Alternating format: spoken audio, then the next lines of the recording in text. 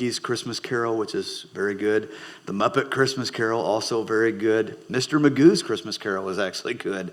And then the ABC, CBS specials like that came out in 69 and I think 76, somewhere in there. Those are very good. And then one of the classics, the one we're looking at today, is the 1971 animated version. And so I've watched all of those. I've even watched the American Christmas Carol with the Fonz. Remember that? Henry Winkler.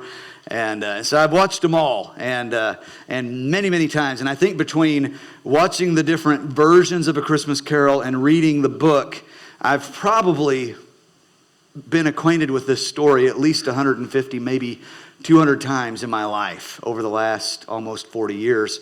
And so I think when you've done it that often, you might even be considered an expert on the subject, you know. So consider me a Christmas Carol expert. I actually bought this book here. It's A Christmas Carol.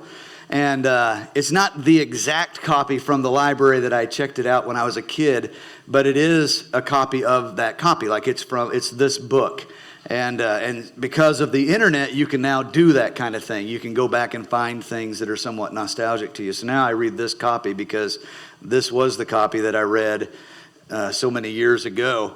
And I was so excited to be able to get that. I also own a game that most of you probably never heard of. And I don't know why, because it was very popular, but hardly anybody knows about it. But it was called Stop Thief. Anybody remember that game, Stop Thief? No, nobody. Way back here. Stop Thief was back in the 70s, and it was one of those first electronic games. It was an electronic board game, and because of the internet and on eBay, when eBay first came out, you had to bid on everything, and I paid like $50 for it. Now I could probably get it for $30, but I was so excited when I won. I was like, I won Stop Thief, you know, and very rarely do I ever find anybody that'll play with me because I'm really good at it.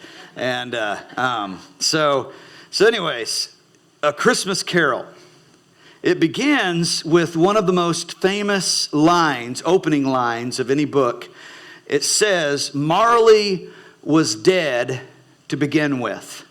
And I'm going to parallel A Christmas Carol with an encounter that Isaiah in the Bible, the prophet Isaiah, had with God.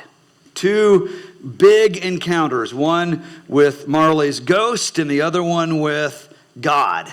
And let me throw out a disclaimer as far as A Christmas Carol goes. I know that it is not a theologically correct book. And so it's an analogy. And so don't get caught up in like, oh, and the ghost and all. Don't get caught up in that, other than it's an analogy to help us to see things that we need to see. Right? So Charles Dickens was a Christian, and so he writes the book with that in mind. Marley was dead to begin with. That's how it starts out. In Isaiah 6, the prophet Isaiah has this encounter with God, and he says this, in the year that King Uzziah died, I saw the Lord. In the year that King Uzziah died, I saw the Lord. So on the one hand, you have Ebenezer Scrooge and the story of A Christmas Carol. Marley was dead to begin with. In other words, this is the beginning of the story we're about to hear. And the fact that Marley is dead is important that we understand. As a matter of fact, Charles Dickens says this. He says, he was as dead as a doornail, which is pretty dead, right? I mean, doornails are dead. And so he says he was as dead as a doornail. And the thing that we have to understand, though Marley had been dead 7 years, it's significant that Marley is dead so that Scrooge can begin to see things in a proper perspective. And with Isaiah, it's no different, because his idol is King Uzziah. And King Uzziah was a good, godly king for a while. But somewhere along the way, he lost his way. And he got off on a wrong path. And he really kind of messed himself up. But Isaiah struggled to see God because Uzziah was in his way. Because that was his idol. And it was hard for him to pull away from his idol who had gone astray. That's hard. years ago when I was in my 20s, which I probably wouldn't do it this way now, but you know, when you're in your 20s, you're young and you're kind of cocky, and so I was at a church that was a troubled church in Missouri, and they had like 7 pastors in 2.5 years, which means they were mean, mean people, and so here I come in my 20s. I was 26. Brandy was 19, a pastor's wife at the age of 19. I'm 26. We're young pups, right? We come into the picture, into this troubled church with very mean people who hate each other, and there are 2 or 3 factions. So you can't even pick one and hope you win, because there's more than 2, you know, and they all just don't like each other. And the problem, I think one of the primary problems this church had is that all 3 factions were very prideful in the fact that their building was literally the best building in our town. It's a small town out in the middle of nowhere, but it was literally the best building in town. And as soon as you come, like when we first came to be I just want you to know our building is amazing. You know, I mean, like that's just how they were. It reminds me of the Jewish people, how they would, you know, look at the temple, and they forgot God, right? It was the same thing. And so I'm in my 20s, and one day in my somewhat cocky attitude, I said, you know, you guys are just worship this building. Probably the best thing could ever happen is if this building burned to the ground tomorrow. And you'd see that God is just on the other side. Well, I thought that was a pretty good point, but they didn't like that too much. He said he wants our building to burn down.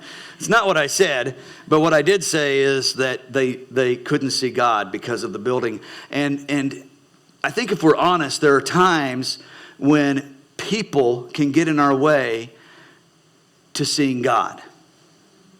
And not just people, but even stuff, even jobs. All sorts of things can get in our way, and if we're not careful, we lose sight of God. Now, when it comes to Marley or King Uzziah, both of these men were mentors of high esteem in the eyes of Ebenezer Scrooge and Isaiah. Perhaps in some ways they were esteemed as demigods by their loyal subjects. Both were men of wealth, influence, and authority, and both let their passions give way to selfish ambition, a proud egotism, and a greedy disposition.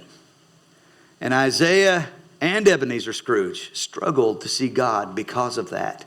Now, fortunately, Isaiah begins to pull away when Uzziah dies, and then Ebenezer Scrooge will have an experience that will help him to begin to pull away, but it's a process, right? So, let's look first at Ebenezer Scrooge and his encounter with Marley's ghost. You'll want all day tomorrow, I suppose.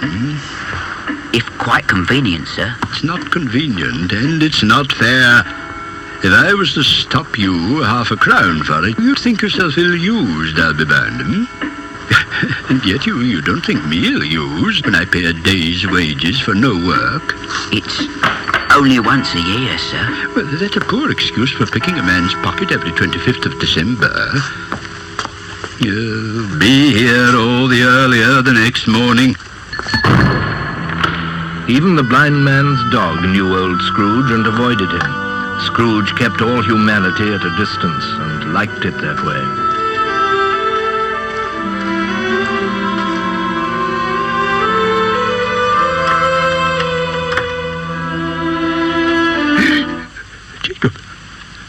Jacob Marley.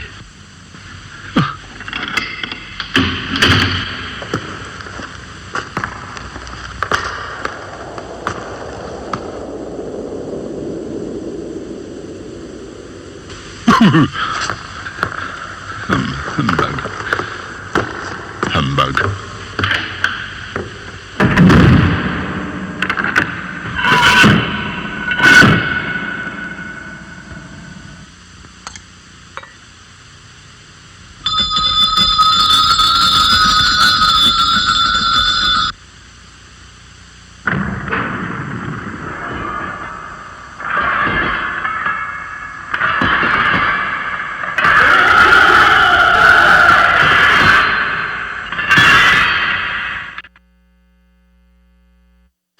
Okay, so here he has this encounter, this visitation of Marley's ghost. Marley had been dead for some 7 years, and now this encounter happens. And out of this encounter, he will have 3 revelations through 3 ghosts.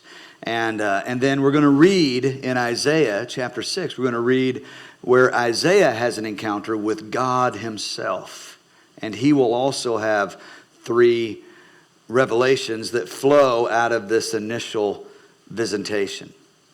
So Scrooge's visitation is from the ghost of Marley. Isaiah's is the God of glory and his holy seraphim. You might say, well, what's a seraphim? That's a great question. You know, there's a book that I bought when I first got saved called Angels, Elect and Evil by somebody Dixon, and very close to Dickens, but not the same. And it was the very first Christian book I ever bought. And the reason being is because my pastor had preached one day, and he talked about how this church that he had heard of in a Sunday school lesson, they got to discussing how many angels would fit on the head of a pin, like a needle, a pin. And they got into a big argument, and then the church split over it. And so I was young. I'd just gotten saved. I thought, man, that's a good question. I'm going to go buy a book on angels and see if I can find the answer. Maybe bring that church back together. You never know. But there's nothing in there about that, by the way, in the book. But that is why I bought the book. I really thought it would have the answer. Like, I really wanted to know. I wonder how many. You never know when you're playing Trivial Pursuit that it may come up. Hey, how many angels fit on the head of a pin? Millions, millions, and millions. Who knows? And so in that book, it actually talks about all the different types of angels, and it's pretty interesting because there are seraphim, which we're about to read about, and then there are cherubim, not the same as seraphim, and then there are the 4 living creatures. And some people believe that they are seraphim, some people believe that they are cherubim, and some people believe they're a whole nother bunch altogether, which that's what I think, is that they're a whole nother bunch altogether. So you got seraphim, cherubim, 4 living creatures, and then you have just regular old angels, right? Like just an angel. And interestingly enough, typically those angels appear in the form of a male, not a female. And yet in our culture, oftentimes when we think of angels, we think of Roma Downey. And so, so we think of women. And Michael, Gabriel, those are all guys. They're dudes, And so you have the seraphim, you have the cherubim, and the cherubim are pretty freaky looking creatures. I can just imagine us in heaven and seeing these different creatures. Even the 4 living creatures are different in their appearance. But the cherubim, they have like 4 faces, not 4 heads, but 4 faces. And I don't know if it's all on, like it's like an oblong thing, or if it's like one here and one here and one here and one in the back. But one face is that of an eagle, one is that of a man, one is that of a lion, the other one's that of an ox. I mean, that's going to be, how many of y'all know you're going to be freaked out just a little bit by cherubim, I'll be like, oh my Lord, you consider that beautiful, give me new eyes that I can see that, And then you have these seraphim that we're about to read about as well, who have 6 wings and they fly. And Isaiah's visitation is that of the God of glory and the seraphim. Now the cherubim, they guard the throne of God. The 4 living creatures, they give praise to God. All of them do, but the 4 living creatures almost seem like they're like top dog praisers, And then you have the seraphim, and they are hovering above the throne, and they guard the very glory of God. What the Hebrew would say is the Shekinah glory, or the manifest presence of God. That's where they're at, and they guard his glory and make sure that it stays holy unto him. Scrooge's encounter focused primarily on mankind and human nature, and you'll see that as we get into this. Isaiah's encounter focused primarily on the nature of God and his glory. And so we're going to put the 2 together. A collision course between human nature and the nature of God. That's what we're going to look at. So we'll start off with Ebenezer Scrooge's first visitation from these 3 ghosts of Christmas. The first one is the ghost of Christmas past. So watch this.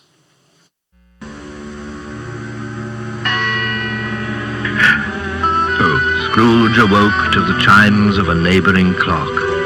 His room was flooded with light, and a hand opened the curtains of his bed. Are you the spirit, sir, whose coming was foretold to me? I am. Who and what are you? I am the ghost of Christmas past. Long past? No, your past. What brings you here? Your welfare. Rise and walk with me. Good heavens. I was a boy here. Your lip is trembling. What? And what is that upon your cheek? Nothing. Nothing. These are but shadows of the things that have been. They have no consciousness of us. The school is not quite deserted. A solitary child, neglected by his friends, is left there still.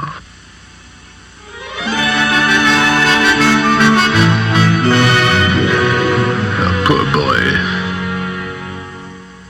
Let us see another Christmas. Do you know this place? Know it? I was apprenticed here. Oh, why, it's old Fezziwig. It's Fezziwig, alive again. Yo-ho, my boys. No more work tonight. Christmas Eve, Dick. Christmas, Ebenezer. Clear the way, my lads. Shut up, Ebenezer. Merry Christmas to you. Hilly-ho, my lad. He was very much attached to me.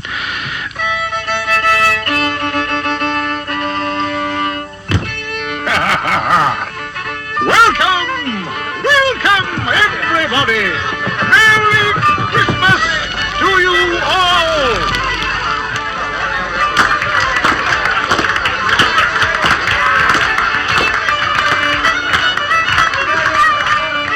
Small matter to make these silly folks so full of gratitude. Small? Why, is it not? He has spent but a few pounds of your mortal money, 3 or 4 perhaps. But it isn't that, Spirit. He had the power. He had the power to render us happy or unhappy, to make our service light or burdensome, of pleasure or of toil. My time grows short. Quick! You are changed. You fear the world too much. There is nothing as hard as poverty, so I pursue wealth. I have seen your nobler aspirations fall off one by one until the master passion, gain, engrosses you. Our contract is an old one. I can release you. Have I ever sought release? In words? No, never. In what then? In a changed nature, in an altered spirit. May you be happy in the life you have chosen. Oh, Spirit, why would you delight to torture me? I told you these were shadows of the things that have been, that they are what they are. Do not blame me. Take me back. Haunt me no longer. Okay, so here Ebenezer Scrooge is reminded of where he came from. Thus, the ghost of Christmas past. I want you to look over at Isaiah chapter 6. Isaiah 6 and verse 1. We're going to parallel Scrooge's encounter with these 3 spirits with that of Isaiah and his one encounter with God, yet 3 revelations. And the first revelation that we see is really the Ancient of Days. God, he sees God, Isaiah sees God as the Ancient of Days.